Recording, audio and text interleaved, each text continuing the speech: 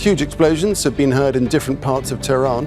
Millions of people in the Iranian capital are struggling with toxic air and rain after the US and Israel attacked oil storage and refining facilities for the first time overnight. The Israeli military has warned it will target anyone who replaces Iran's assassinated supreme leader, Ali Khamenei. The warning comes as Iran's clerical body is set to meet to decide who will succeed Khamenei. He was killed in a US-Israeli airstrike just over a week ago. In Lebanon, 18 people, including children, have been killed during an Israeli attack in the south. The Israeli military has been issuing threats to residents of southern Lebanon to leave their homes. Now, then, a special meeting of the Arab League Council has been held to discuss the conflict in the Middle East and the implications for the broader region. Qatar's Ministry of Foreign Affairs has released this statement. It says the meeting discussed the Iranian attacks on the sovereignty and territorial integrity of several Arab countries, which constitute a flagrant violation of international laws and charters, as well as the principles of good neighbourliness. It also addressed the serious risks these actions pose to the security and stability of Arab states and the region. And the Omani foreign minister, that's Badr al-Busaidi, who mediated the US-Iran talks before the war, also released a statement following the meeting, and he said, the action taken by Israel and the US against Iran is both immoral and illegal, but the retaliation by Iran against its neighbours is also deeply regrettable and unacceptable. I call for restraint on all sides, a ceasefire and an urgent return to diplomacy. Then we have the King of Bahrain, who has condemned what he called Iran's unprecedented and unjustifiable attacks against his country as well as other Gulf states. King Hamad bin Isa Al Khalifa also praised the support and solidarity felt from the other Gulf countries.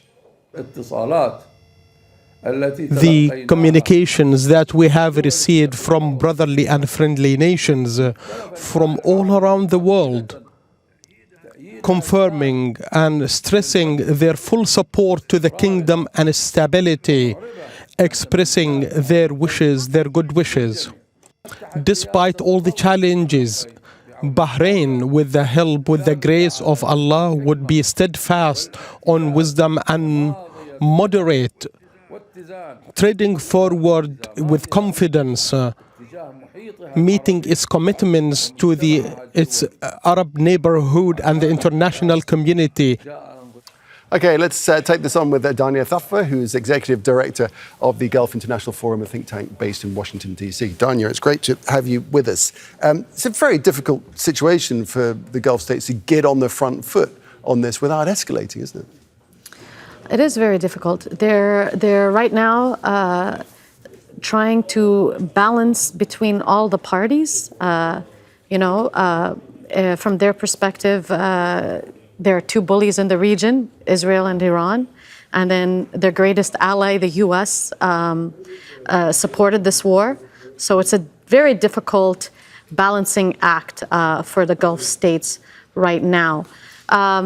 As I mentioned, not all the Gulf states were attacked equally. And so also, not all the Gulf states want to respond equally. And therefore... So their threat perception is different, I guess. Exactly. Yeah. Their threat perception is different. And then therefore, their response to that would be different. And that means there's not a united front on how to respond other than having a defense posture and also trying to de-escalate. I think that's the lowest common denominator the Gulf states have right now. As far as you know, are there any channels of communication between the Gulf states and the Iranian leadership, such as it is? Well, yes, there has been communication, I think, back and forth. Mm-hmm. I have heard of some calls between, for example, the Qatari foreign minister and prime minister with Iranian leadership. And so, yes, there has been communication. But I think most of that communication is to share their frustration with the situation and try to find a solution to this situation and deter any more attacks on the Gulf states. We have this statement from the Revolutionary Guard saying that if attacks on Iranian energy infrastructure don't stop, they're going to respond with similar action in the region. That would be, of course, a great concern to Gulf states. that is a major concern for the Gulf states. Of course, the energy infrastructure is important to the economic well-being of the Gulf states, but it's also equally important to the global international economy. And therefore, an escalation on Gulf energy infrastructure is an escalation with the international community.